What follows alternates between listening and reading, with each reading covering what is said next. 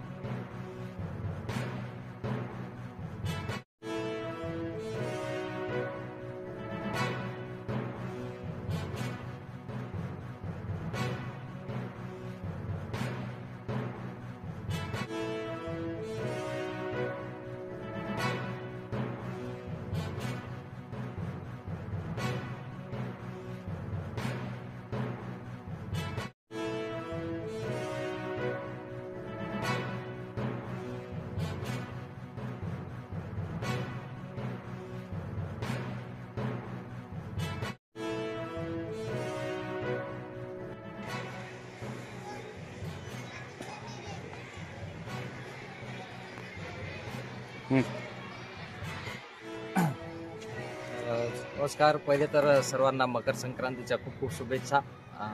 आज सुट्टीचा दिवस पाहून आज आम्ही सगळे जे क्रीडाप्रेमी आहोत, एक ग्राउंडसाठी क्रीडा संकुलचा एक प्रयत्न म्हणून क्रीडा शासनाकडून आम्हाला पूर्णा तालुक्याला एक क्रीडा संकुल उभारण्याचा एक प्रयत्न केलेला आहे त्यांनी।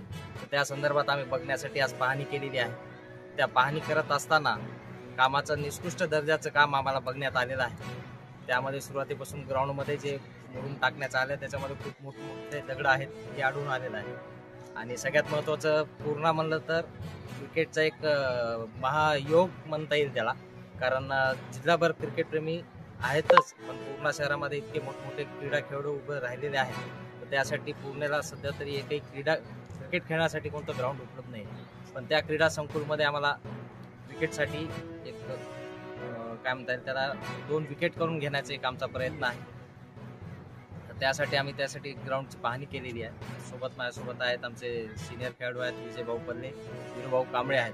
तर आम्ही बघण्यात आलेलं आहे. तर माझी या क्रीडा अधिकाऱ्यांना विनंती आहे, जे आपलं काम झालेलं आहे ते आपण एकदा इथं व्हिजिट करून तुम्ही बघण्यात यावं, काम कसं निष्कृत दर्जाचं झालेलं आहे. आणि सोबतच पाठीमागं तुम्ही बघितलेलं आहे इथं टेनिस कोर्ट केलेला आहे, त्याच्यामध्ये पण जे वुडन कोर्ट आहे पूर्ण डिमॉलिश करायच्या कामाचं झालेलं आहे, पूर्ण ते फाटलेलं आहे. माझी क्रीडा अधिकाऱ्याला विनंती आहे, आणि जे काही प्रभारी चार्जर्स असतील इथं, जे कोणी अधिकारी आहे संबंधित ऑफिसला, त्यांनी याचं दखल घेऊन आमची नोंद घेण्यात यावी विनंती करतो.